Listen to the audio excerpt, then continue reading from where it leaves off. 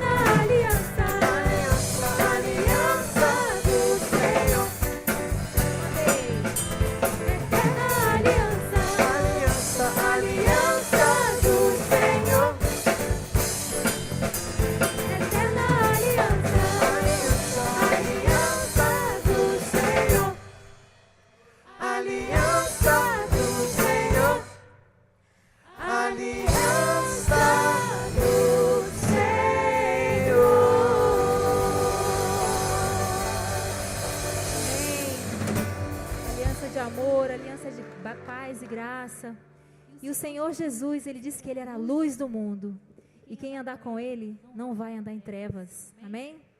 Então, a luz de Deus, estamos aqui porque a luz do Senhor brilhou nos nossos corações um dia. E a gente não anda mais em trevas. Amém, irmão? É bom andar na luz, é bom ver por onde a gente anda, é bom ter um caminho a seguir. E firmemos nossos passos. Amém?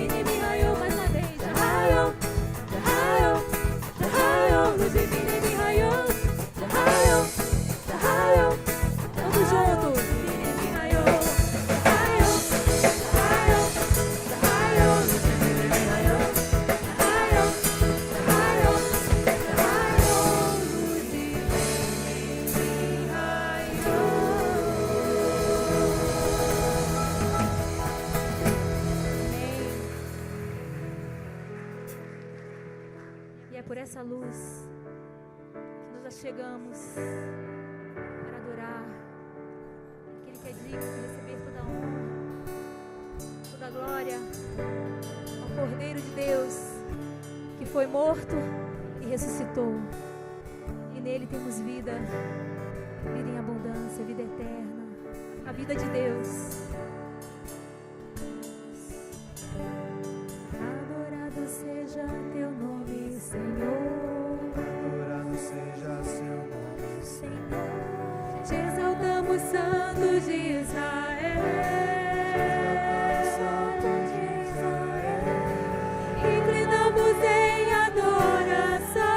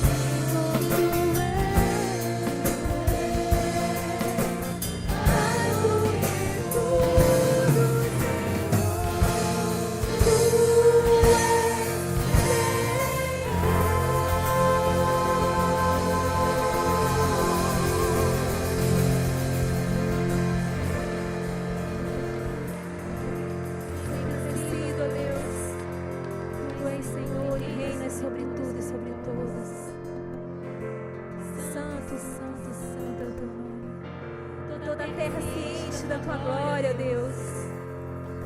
Te exaltamos porque tu és digno. Recebe a nossa adoração. Recebe o louvor que vem nos nossos lábios. Porque tu és maravilhoso. Não há Deus semelhante ao Senhor. Não há nome maior que o teu nome, ó Deus, sobre toda a terra. Ser engrandecido, ó Deus, ser engrandecido hoje e sempre. Aleluia, Jesus.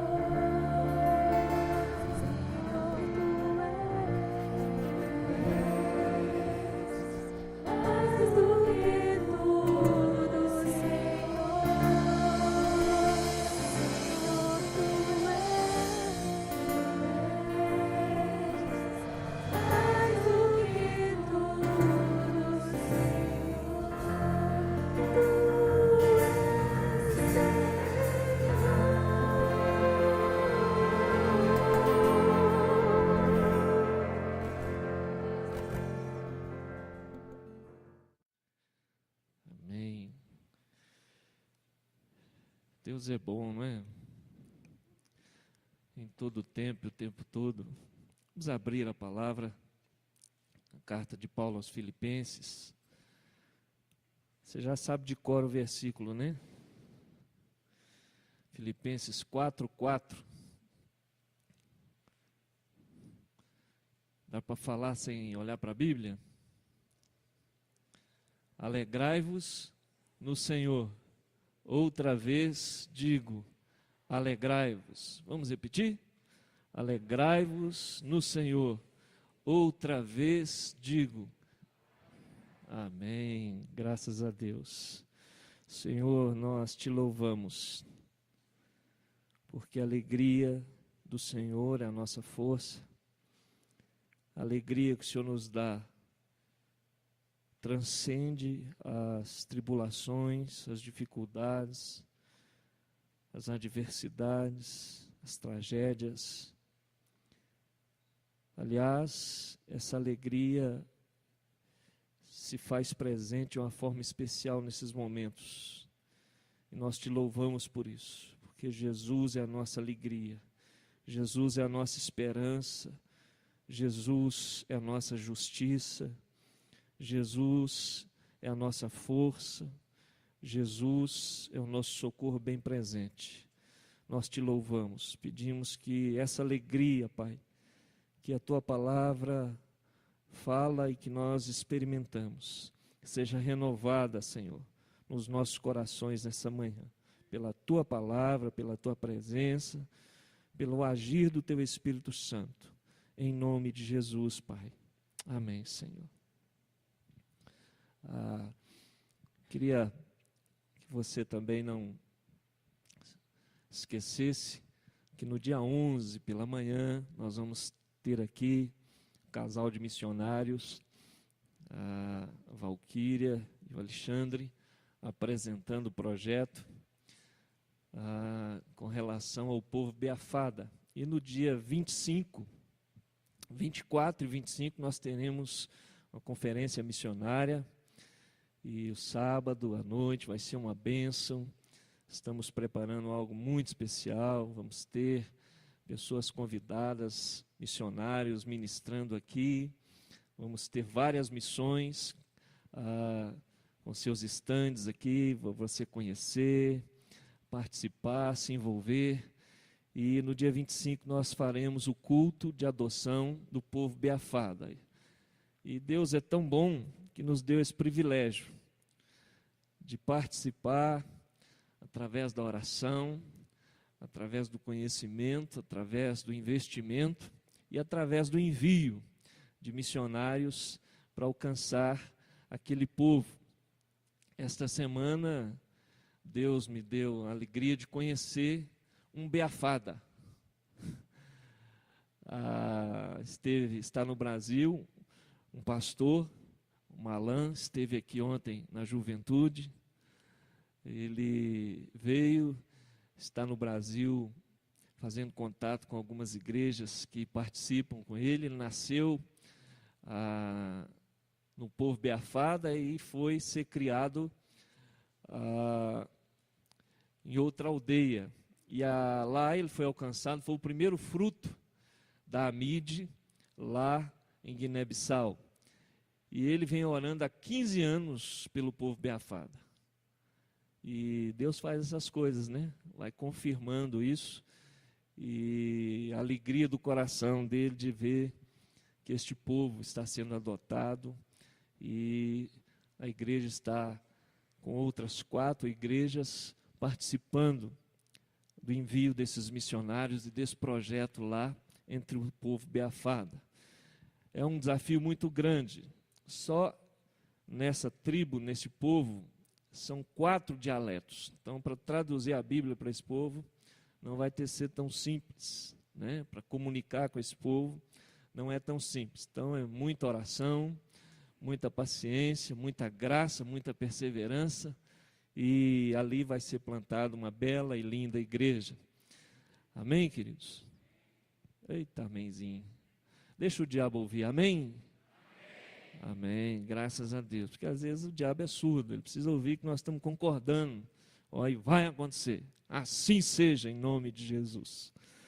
Amém. Falar de alegria, né? Nós estamos falando de alegria esses 3 domingos, falamos sobre os ladrões da alegria, não é? Pessoas, coisas, circunstâncias e preocupações. Falamos como proteger, preservar essa alegria que é fruto do Espírito, que é o ingrediente do reino, através de uma mente totalmente, integralmente dada ao Senhor, para que Ele reine, uma mente submissa, né, que serve, uma mente espiritual e uma mente segura no Senhor, contando com o poder, com a provisão e com a paz de Deus, que excede a todo entendimento, que guarda o nosso coração. E nesse último estudo sobre alegria, e não está fácil falar de alegria hoje, por causa desta situação que nossos irmãos estão vivendo, né? A Bíblia fala que quando um sofre, todos sofrem, e que a gente deve chorar com os que choram, né?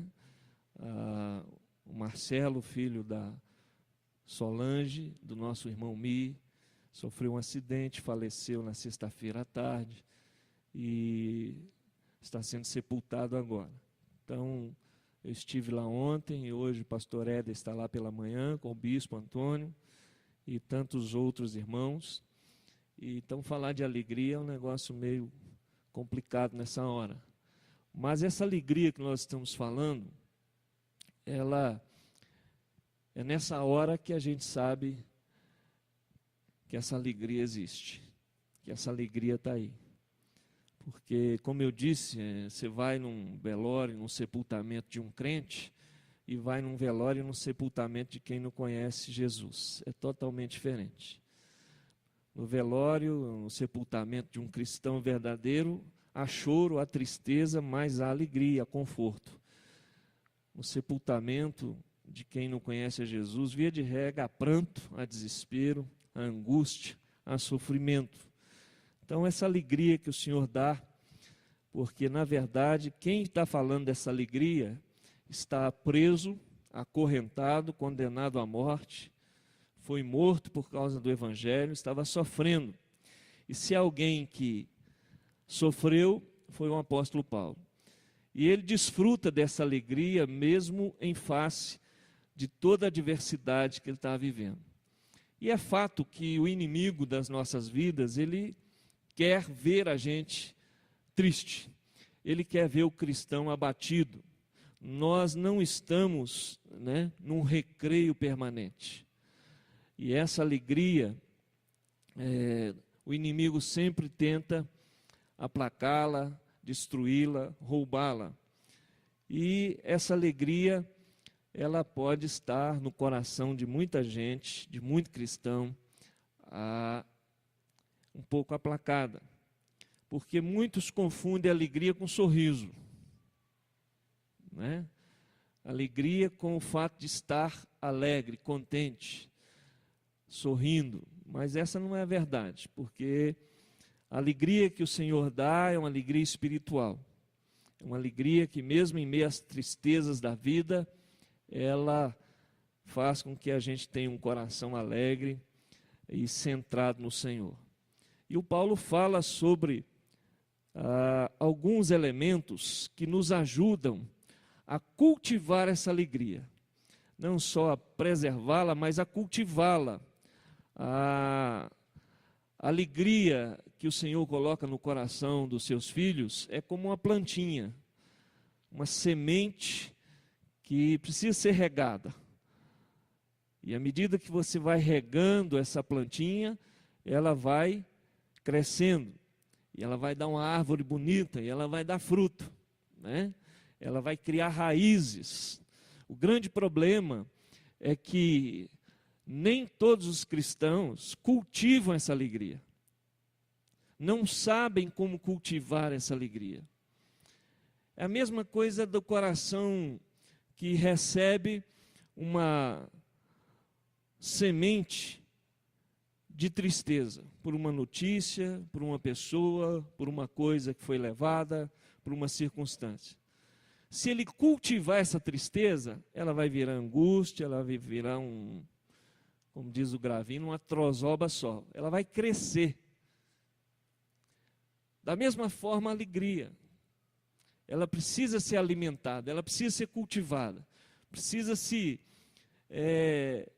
investir nela, para que ela não seja aplacada ou destruída através desses elementos que nós já falamos, circunstâncias, pessoas, coisas e preocupações. O primeiro elemento que a gente observa nesta carta, está aí no capítulo 1, a partir do verso 27, diz assim: vivei acima de tudo por modo digno do Evangelho de Cristo, para que, ou indo ver-vos, ou estando ausente, ouça no tocante a vós outros que estáis firmes em um só espírito, como uma só alma, lutando juntos pela fé evangélica, e que em nada estáis intimidados pelos adversários, pois o que é para vós, para eles, prova evidente de perdição, é para vós outros de salvação, e isto da parte de Deus, porque vos foi concedida a graça de padecerdes por Cristo, e não somente de crerdes nele, pois tendes o mesmo combate que vistes em mim, e ainda agora ouvis que é o meu. Paulo está falando aqui a respeito de coerência. Ele fala sobre viver do modo digno do Senhor. E fala que os irmãos deviam viver de tal forma, seja na presença dele ou seja na ausência dele. Que o comportamento, que a maneira de viver, que o estilo de vida, que a forma de andar, de existir, de escolher, de se relacionar, seja de acordo com o padrão de Deus.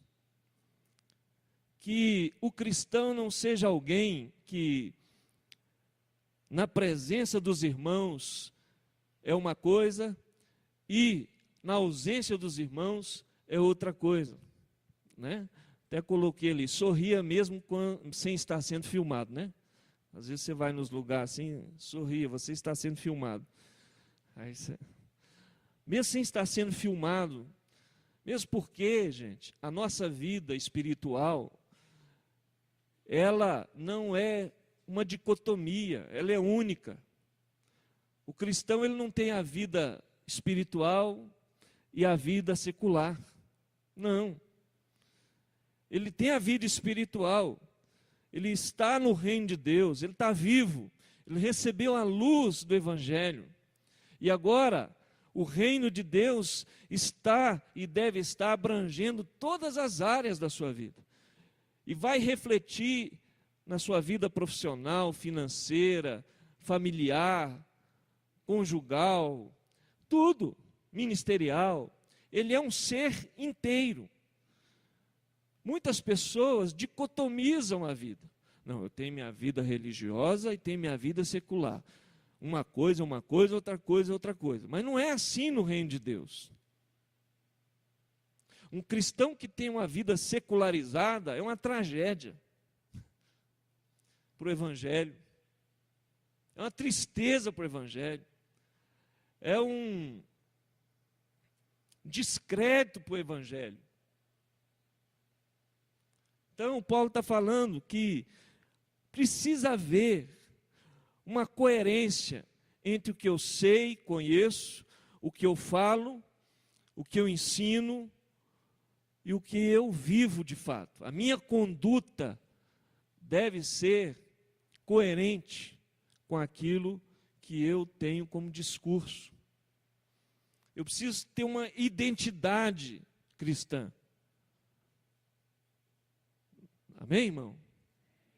As pessoas lá fora têm que me ver como um cidadão do céu, como um cidadão do reino de Deus. Eu tenho uma cidadania do reino. Eu sou um cidadão do reino. Eu não estou aqui a passeio. Olha o que a Bíblia diz que você é. Lá em 1 Pedro, capítulo 2, no verso 9, o Pedro escrevendo diz assim: vós sois raça eleita, sacerdócio real, nação santa, povo de propriedade exclusiva de Deus. Para quê? Para proclamar as virtudes daquele que vos chamou das trevas para a sua maravilhosa luz. Vós sim, que antes não erais povo, mas agora sois povo de Deus, que não tinhas alcançado misericórdia, mas agora alcançaste misericórdia. Então eu tenho que viver de acordo com isso aí. Aquele Nilson morreu, e este Nilson agora é outro.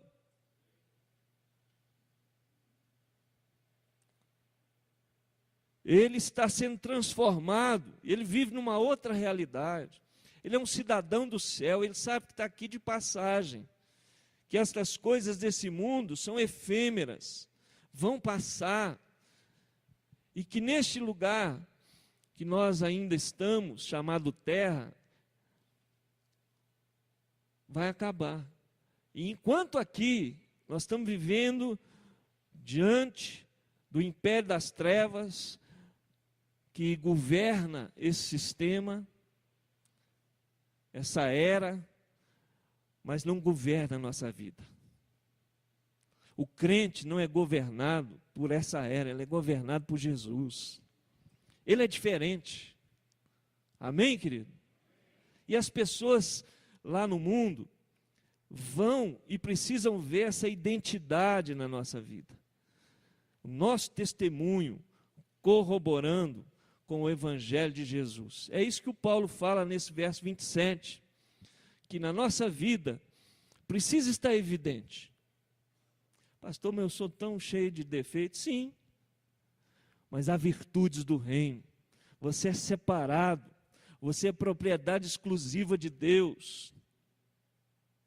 Exclusiva. Nem você tem direito em você mesmo. Você é exclusivo do Senhor.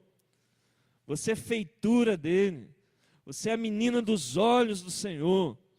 Você é nação santa, separada, santificada, justificada, que está sendo transformada para ser glorificada naquele dia em que Jesus Cristo voltar ou levar você até Ele. Por isso o estudante cristão é diferente, por isso o comerciante cristão é diferente, por isso o policial cristão é diferente, por isso o pastor cristão é diferente, por isso o marido cristão é diferente, a esposa, o filho é diferente. Ele tem um estilo de vida diferente. Os seus valores são outros, seja na igreja, seja no trabalho, em casa, na vizinhança.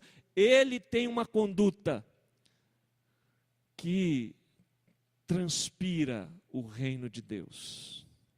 Aleluia.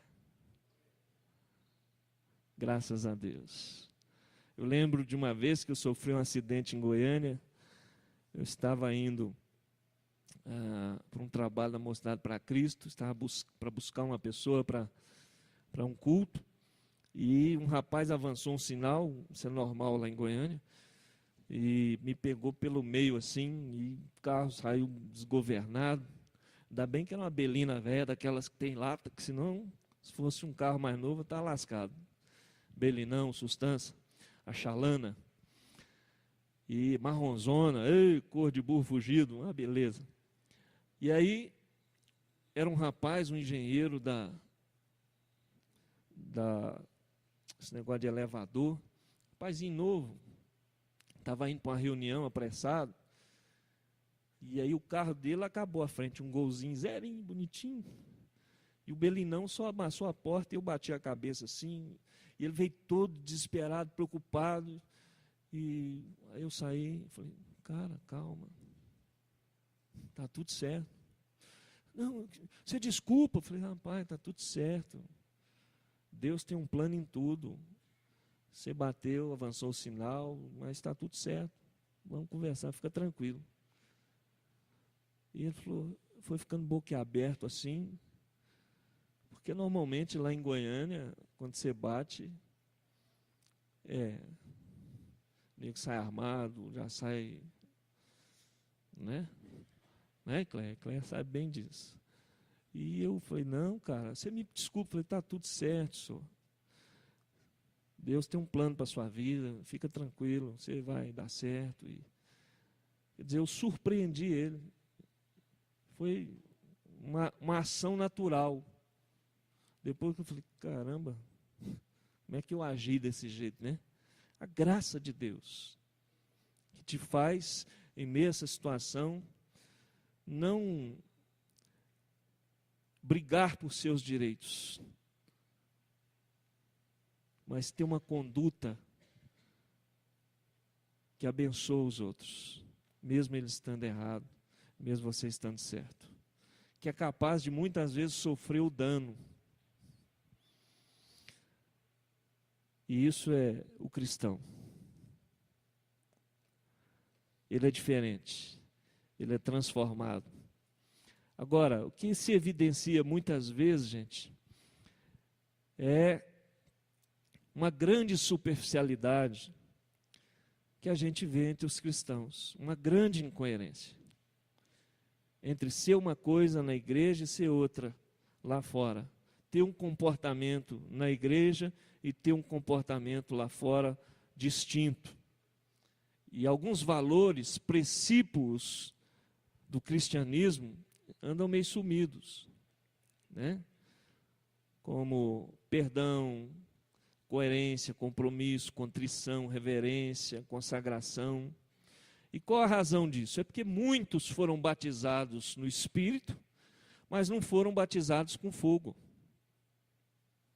João Batista disse, olha, eu vos batizo com água, mas vem um depois de mim, que eu não sou digno nem de desatar a sandália, ele vos batizará, vos selará com o Espírito Santo e com fogo.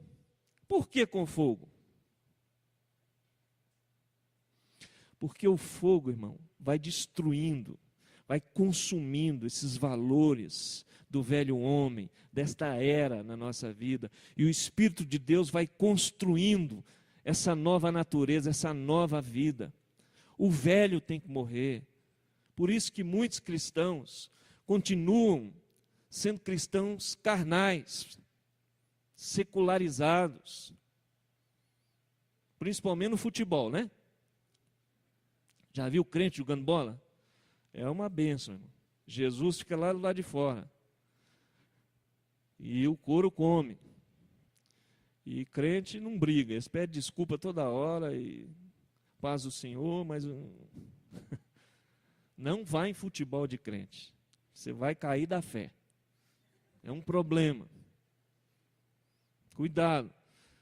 Né? Porque ali... Né, Henrique? Henrique sabe disso aí. Irmãos, nós precisamos ser batizados com fogo. Esse fogo de Deus que queima, que destrói essa velha natureza, esses valores desse mundo, desta era, e que acende dentro de nós essa chama da presença de Deus, que está aqui, agora, vai estar ali no almoço, todo dia. Então, tem muito cristão que foi batizado, recebeu o selo do Espírito, mas continua vivendo uma vida totalmente alheia ao padrão de Deus. Então, Paulo está falando que para preservar, para cultivar a alegria, a gente tem que ter uma coerência. Porque qualquer hora, Deus levanta um Paulo para falar assim, olha lá o Moisés, olha lá, e punha véu porque ele não era coerente, a glória já tinha ido muito tempo, ele estava lá fingindo que estava tudo certo. Mas nós não precisamos mais disso, de véu, nós podemos ser nós mesmos. Aleluia! Que estamos sendo transformados de glória em glória, à semelhança de Jesus. Coerência nos ajuda a cultivar a alegria, segundo o apóstolo Paulo. O segundo elemento que Paulo fala, está aí no verso 27 também, quando ele fala, no tocante a vós outros, a parte B, que estáis firmes em um só espírito, como uma só alma, lutando juntos pela fé evangélica. Olha só a ênfase. Ele fala aqui, estando firmes em um só espírito, como uma só alma, lutando juntos pela fé evangélica. Isso é possível? Essa unanimidade, essa alma única, e alma aqui é mente, não é sentimento, a mesma disposição mental, os mesmos valores, os mesmos objetivos, a mesma visão, unidos no mesmo Espírito, e aqui não é Espírito Santo, aqui é Espírito no sentido de disposição, de intento, unidos, lutando juntos. E a ideia que o Paulo passa aqui é a ideia do atletismo. Quando ele fala lutando juntos, a ideia original que Paulo está pensando nos jogos, nos atletas que formavam a equipe e que só pode prevalecer se tiver juntos, se tiver senso de equipe. Quem assistiu aqui Ô Jesus, me ajuda. Filme, gente, lá do... Oh, meu Deus, fugiu aqui na hora. Não tem problema não, depois volta. O Gladiador. Essa risada sua me ajudou. Boa. Assistiu o Gladiador? Não. Quem assistiu aqui? Gostou não? Já assisti umas 4, 5 vezes. Eu gosto na hora que eles estão lá na arena, né? Para serem... Aí vem o tigre, e eles estão lá quase que desarmados, né? A ideia do Paulo é mais ou menos aquela ali. E aí eles têm a ideia, vão de costa um para o outro, e o gladiador lá, o Sustância, fala, olha, nós só temos uma chance, se nós ficarmos juntos e lutarmos juntos. E aí eles se uniam.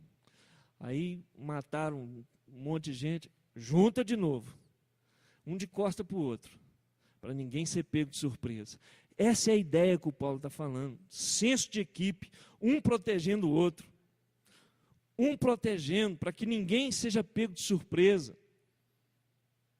covardemente, porque Satanás é covarde. né?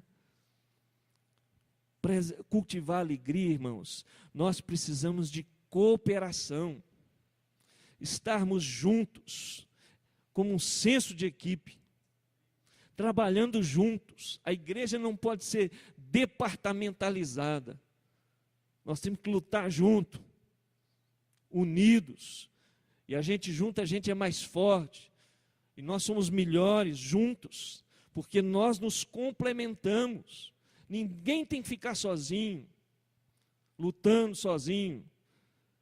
E nós temos que ser uma igreja que tem uma só alma, um só espírito, que coopera um com o outro, que ajuda um ao outro. Líderes que cooperam com seus pastores, pastores que cooperam com suas ovelhas, com seus líderes. Liderados que cooperam com seus líderes, líderes que cooperam uns com os outros, que ajudam. Nós vamos ter o dia de vida, nós tivemos a vigília, aliás eu não sabia que nós tínhamos tão pouco crente aqui, eu falei que só vinha na vigília quem fosse crente, cara, tinha 45, de uma igreja de quase 1000 pessoas, alguma coisa está errada, né? Tá não? Comigo tinha 6 orando lá no cruzeiro, olha só. Quantos tinha quando você lá? 4. Ô gente, você tem que cooperar comigo, me ajuda aí. Cooperar, senso de equipe. Você que é líder de departamento, você que é da igreja, que é membro daqui, venha. Se você não vier porque você quer orar, venha para alegar o seu pastor. Porque pastor fica alegre quando vê a igreja cheia. Fica feliz, olha coisa boa. Nossa igreja tem menos gente orando e participando do que lá em Goiânia, gente, que tinha 200 pessoas. Só de mulheres de Goiânia que veio para cá, nesse congresso de ontem das mulheres, tinha mais mulher do que na vigília. O que é isso, gente? Não, pelo amor de Deus, me ajuda aí. Vamos cooperar, vamos estar junto. A Bíblia diz que nós temos que nos preferir em honra.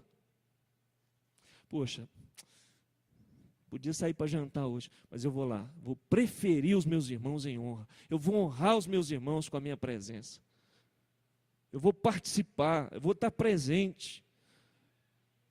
Num encontro de casais, num jantar de casais, num dia de vida, num retiro da juventude, da UANV, eu vou me dispor, no mínimo, a orar, a participar, a me envolver,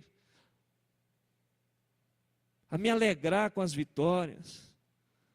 Cooperação, uma igreja tem que ter senso de corpo, de equipe, gente. Não pode ser uma coisa esfacelada. Nós temos que, para preservar a alegria no nosso coração, ter esse senso de cooperação, lutando juntos. Você acha que eu saio de uma vigília daquela como? Com 45 crentes. Graças a Deus por eles, aleluia, glória a Deus. Se tivesse 2 ou 3, Jesus estaria aqui. Mas diante de uma igreja de 1000 pessoas, como é que o coração do seu pastor vai para casa? Pensando, meu Deus, o que está errado? Será que nós estamos errados? O que está acontecendo? Será que o povo está frio mesmo? O que é? Jesus, tem misericórdia de mim. Manda pelo menos encher aquela igreja de anjo. Me ajuda, me dá que eu veja os anjos, porque já que eu não vou, né? É mais fácil ministrar um louvor quando tem mais gente cantando. Porque quando tem pouca gente, um senta lá no fundo, o outro senta aqui, é difícil ouvir as vozes, né? É mais fácil ministrar. É mais fácil orar quando o fogo pega assim, né? Cooperar, gente, uns com os outros, nos grupos de vida, nosso projeto, nosso sonho de ser uma igreja relacional. A gente tem que ser igual aqueles 4 amigos, Paulinho, que levou aquele paralítico lá diante de Jesus. né? Você pregou outro dia aqui sobre isso. Eles tinham tudo para desistir, gente. Eu acho que eu desistiria. Não, gente, o culto hoje não vai ter jeito, não. Está cheio demais. Aí, tanto de gente aí. E Jesus está lá dentro da casa. Como é que vou? Não tem jeito. Vamos deixar você aqui. Vamos ver se a gente, pelo menos, pede o Pedro para dar uma passadinha aqui e ver se eles marcam audiência com Jesus. Mas eles não, gente. Eles venceram o individualismo, venceram as dificuldades, os obstáculos e cumpriram o objetivo deles, que era levar o paralítico até Jesus. Imagina descer. Eles tinham que ter comunicação, tinham que estar ligados. Era isso, porque se desce mais rápido, o cara cai, aí morre. Aí Jesus tem que ressuscitar. Vagarzinho, peraí, para cá. Olha lá, peraí, dá licença aí, meu filho. Levaram na presença de Jesus. Agora, Jesus olhou e gostou, falou, é isso mesmo, gente, minha igreja é assim. A minha igreja é assim. É assim que dá certo. Irmãos, é assim que funciona no reino. Cooperação. Há mais de 25 mandamentos de reciprocidade. E o Paulo fala aí, no capítulo 2, verso 1, visto que há exortação, consolação de amor, comunhão do Espírito, e há entranhados afetos e misericórdias, completai a minha alegria. Como é que a gente completa a alegria? Com esse senso de equipe, de participação. E ele fala dos elementos aí, com encorajamento, com consolação de amor, com comunhão do Espírito Santo. E comunhão, gente, a pessoa pode estar na mesma igreja e não ter comunhão umas com as outras. Comunhão é envolvimento, é estar junto. Entranhados afetos, olha só, a afetividade tem que ser algo marcante na igreja. Abraço, beijo, rir, chorar, carinho, afetividade, alegria de estar junto. Amém, querido? Graças a Deus. E misericórdias. Cooperação. Você tem cooperado? Como você tem cooperado? Com o Senhor, com a sua igreja, com o seu pastor, com seus líderes. Isso vai cultivar alegria no seu coração e no coração do outro. Paulo fala que no momento de dificuldade, o que trouxe alegria para ele foi a chegada de Tito. O Tito chegou e a presença do Tito, estou aqui à sua disposição. Paulo fala assim, todos me abandonaram, mas Lucas estava comigo, aleluia. Lucas estava lá cooperando, né? Isso é muito bom, muito bom. Eu lembro que eu estava em Goiânia, no início, e começar a igreja não é fácil não, gente. Eu acho que eu não teria, só Jesus de novo. E eu lembro que no meu aniversário, um dos meus aniversários, eu recebi a visita lá de 2 irmãos daqui. Saíram daqui para ir almoçar comigo lá, um dia de semana. Foi o Vilmar e o Paulo Enéas. Almoçaram lá comigo, oramos juntos, foram embora, vieram embora. Tiraram um dia do trabalho deles para ir lá. Que bacana aquilo, não esqueci nunca mais. Que força. Que encorajamento, né? Que conforto. Os caras se lembraram do meu, nem eu lembro. Não lembro nem do meu aniversário.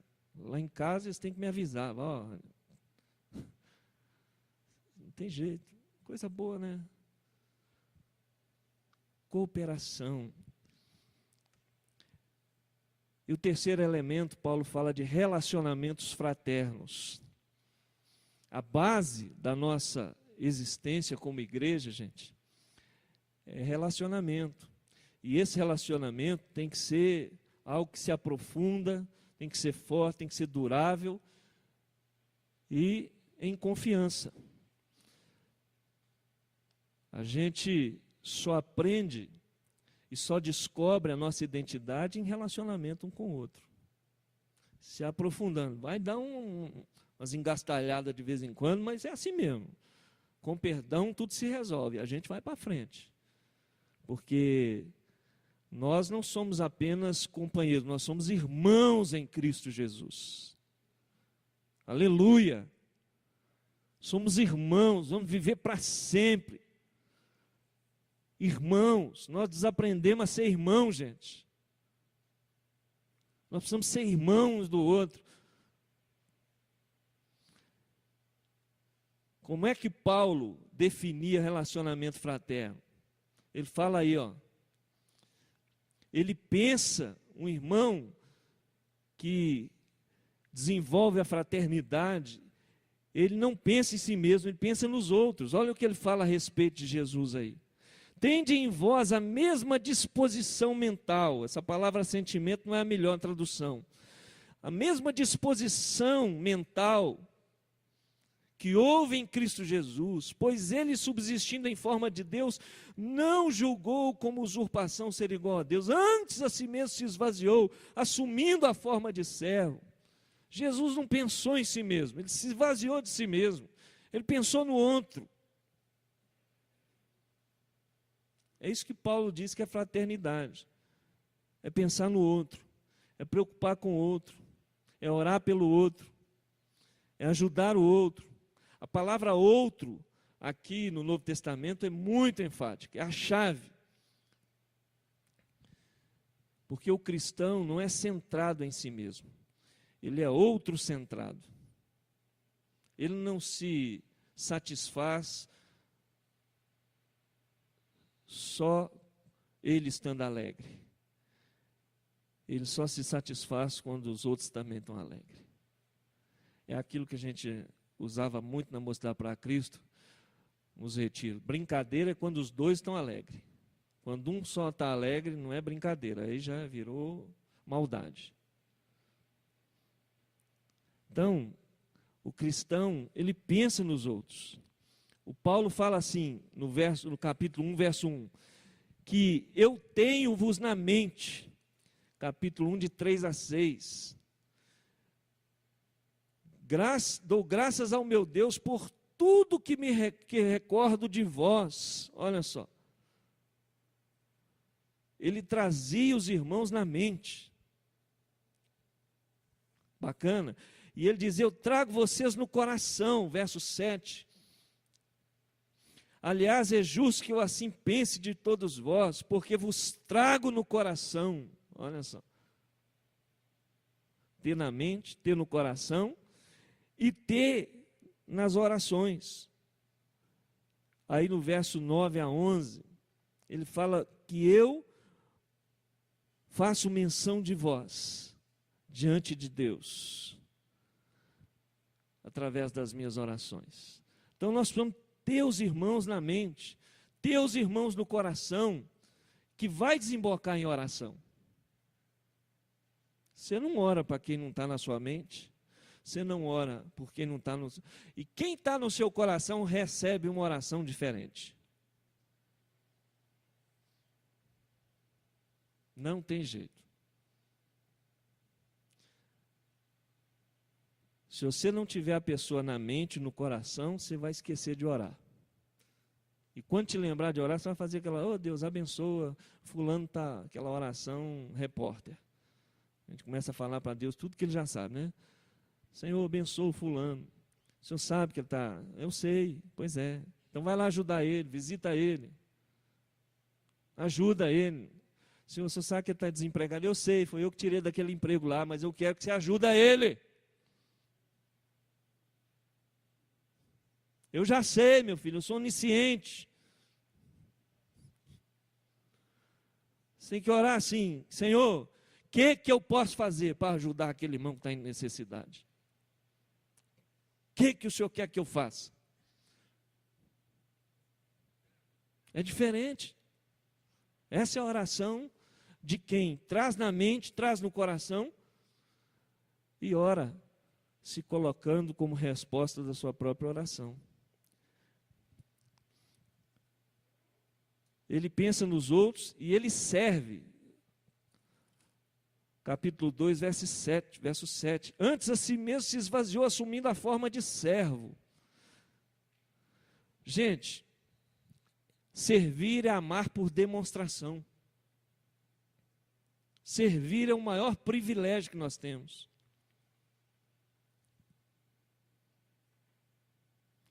Nós temos que ter alegria no coração de servir, de ser útil na vida dos outros. Ninguém pode dizer que serve a Deus se não serve os irmãos. Ou seja, quem não é servo não serve, né? E quem não serve não é servo. Servir. Muitos de nós vêm para a igreja, gente, com a motivação de ser servido. Para muitas pessoas, a igreja não passa de um grande supermercado. Ele vem para cá para saber. Vamos ver qual vai ser o cardápio hoje. E a Denise que está no louvor hoje. Gosto tanto do Zazo. E o pastor Nilson de novo. Oh, Jesus. Eu prefiro o pastor Richard. E aí ela guarda. É o evangelho do guardanapo. Gostou, come, limpa a boca, vai embora. Não gostou, guarda o guardanapo, vai embora. A gente tem que vir com uma exposição de servir, gente. O rei deste reino é servo. Então, a principal atividade do povo de Deus é servir. Jesus vos dê exemplo, vão e façam do mesmo jeito. Sirvam uns aos outros, com os dons, com os talentos, com os recursos. Nós precisamos, por isso que os grupos pequenos são muito importantes, nós precisamos saber um pouco da vida um do outro, como foi a semana um do outro, como está a vida dele, como está o coração, como está a alma, como está a vida financeira, como está. Nós precisamos quebrar essas paredes do orgulho,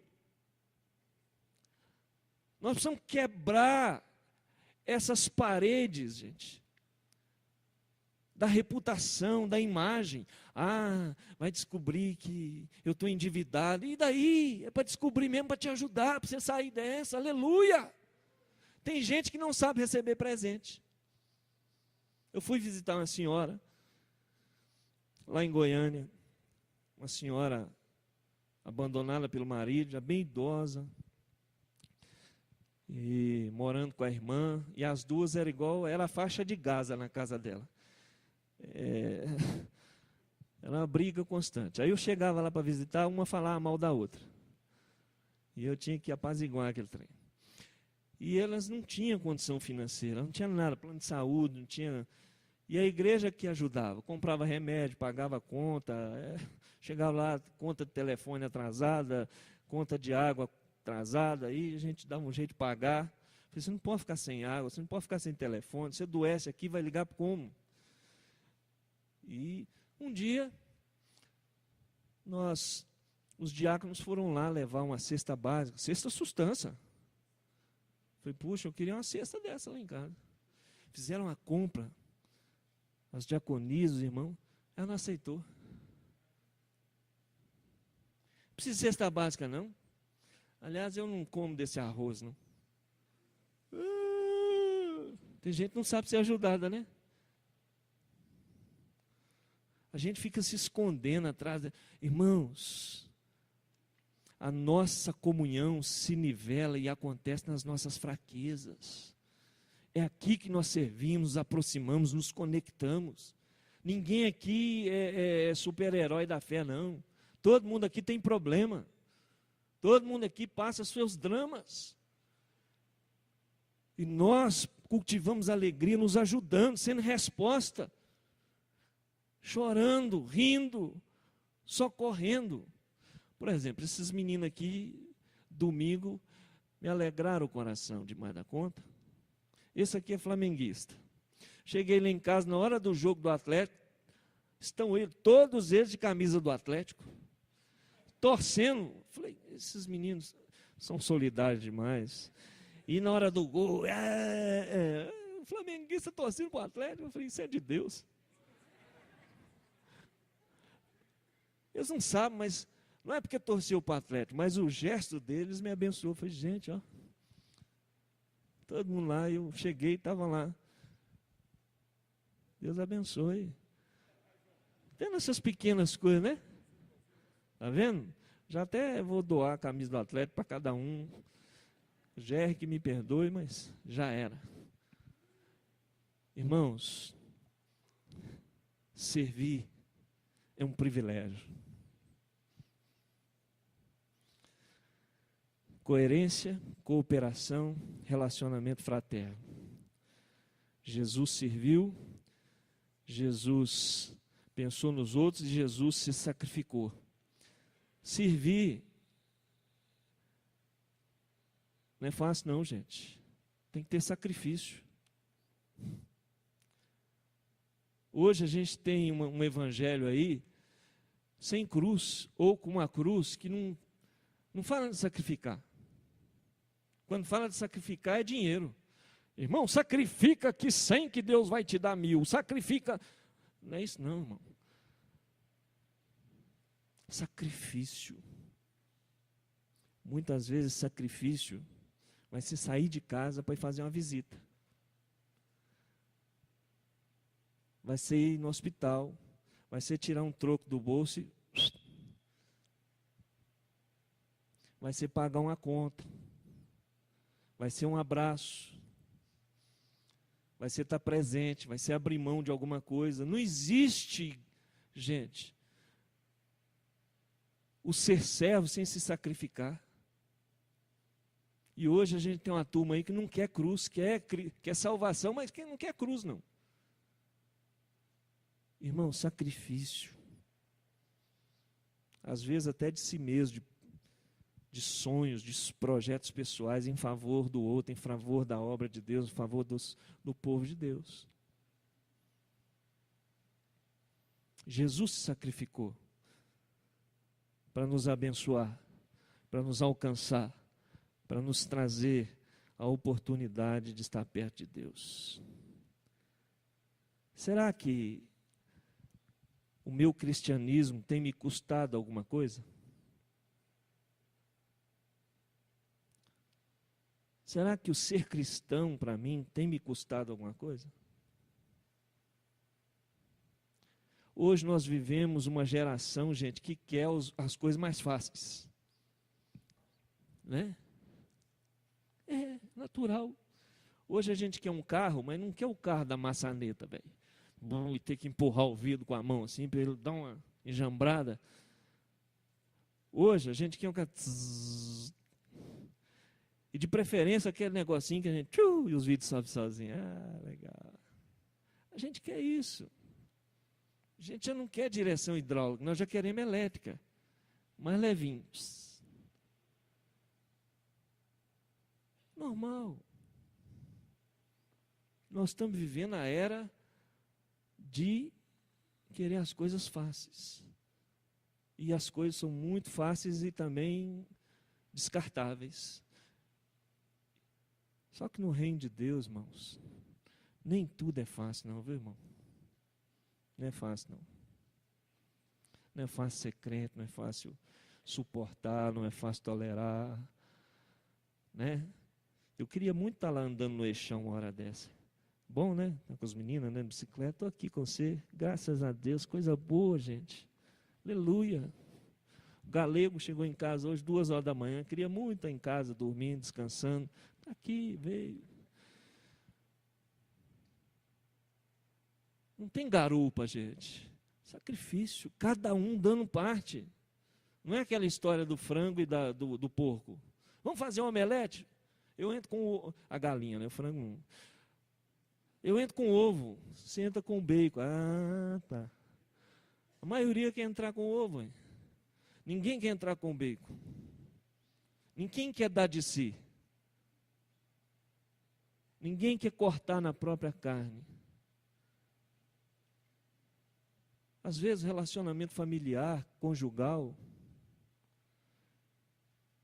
complicado, complexo, é porque cada um acha que o outro é que é o problema. Se o outro mudar, resolve.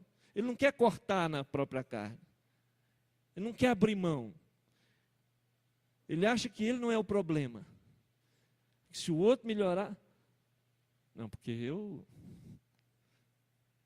é tudo problema, gente. E cada um tem que olhar para si e doar-se um pouco mais para melhorar. Amém, irmão? Aleluia. Tem gente que fala, pastor, mas o negócio, vai lá e arruma, irmão. Pastor, não tinha água, arruma, bota água lá. Pastor, não tinha, vai lá, meu filho, ajuda, faz alguma coisa. Preciso dizer, Jesus se sacrificou, gente. E fez isso com muita alegria, com muito amor. Aleluia.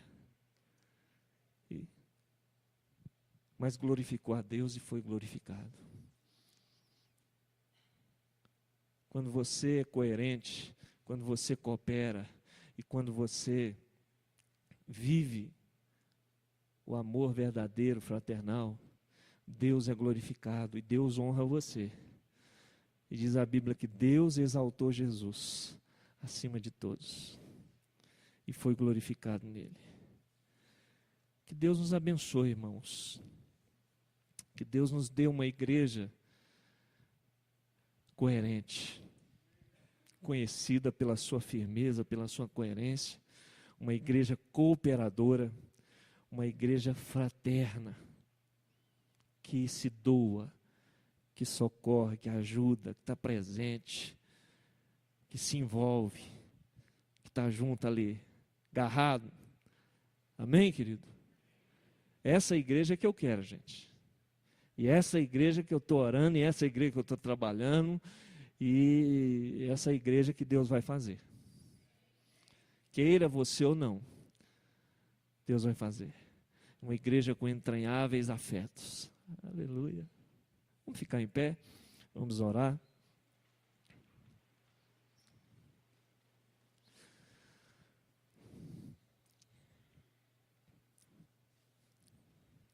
Falar em afetividade, né? Comunhão. Convida alguém para almoçar com você hoje, só. Não precisa ser eu, não. Se for, estou aí, né, galera? Almoça com alguém no domingo da igreja. Convida alguém para ir na sua casa. Tomar um lanche. Fazer amizade. Lá no dia de vida, para a igreja, gente, é oportunidade. A gente fazer amizade mais. Conversar uns com os outros, estar mais perto. Um diazinho. Juntos ali. Né? Naquele momento de confraternização.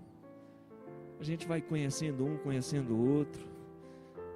E vai podendo ser bênção. Podendo levar as cargas uns dos outros. Sendo irmão. Ombrando juntos. Né, pastor? O pastor Éder estava lá no sepultamento, lá dando uma força. Tem irmãos aqui, gente, que está vivendo uma luta tão grande que você nem sabe, na família.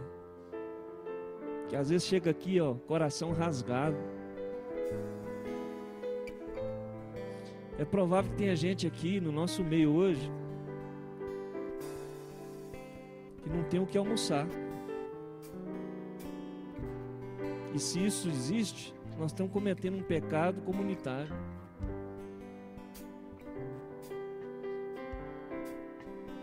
Estou falando isso porque eu já vivi isso.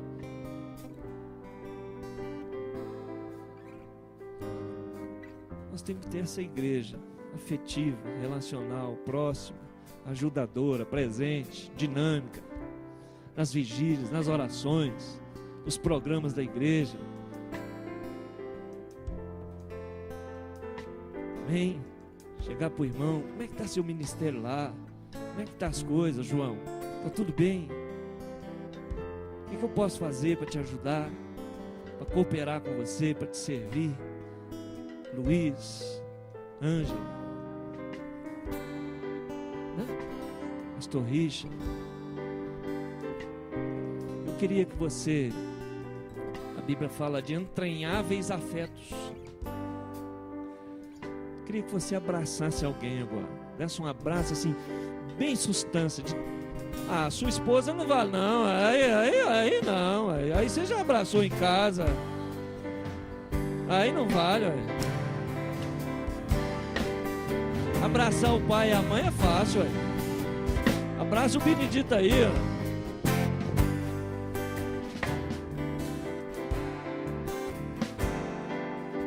Diga para ele: conta comigo, irmão.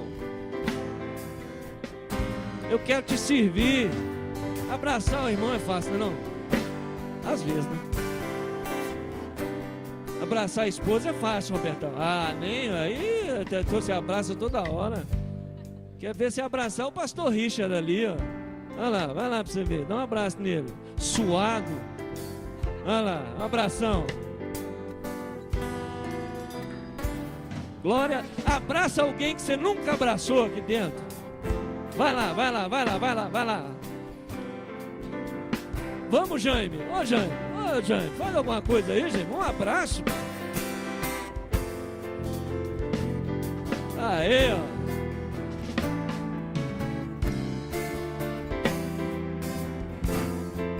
Abraço de crente, hein? Abraço de crente.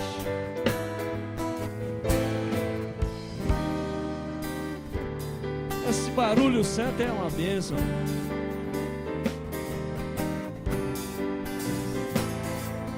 Ô Toninho, dá um abraço nesse menino aqui pra mim, ó. Gente boa, bonito, bacana. Sobrinho do Paulo. Gente boa. Esse aqui é o Tiagão, né? Batizou outro dia.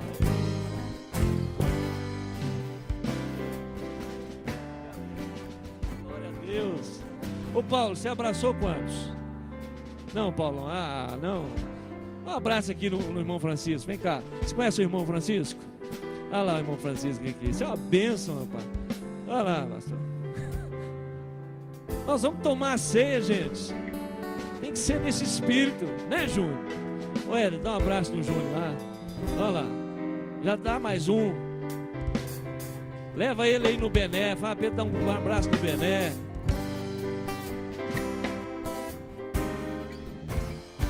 Bacana. Ô Martinha, já deu um abraço aí, Martinha? Dá uns 2 abraços aí. Abraço Sara, gente. Abraço renova. Abraço comunica coisas profundas.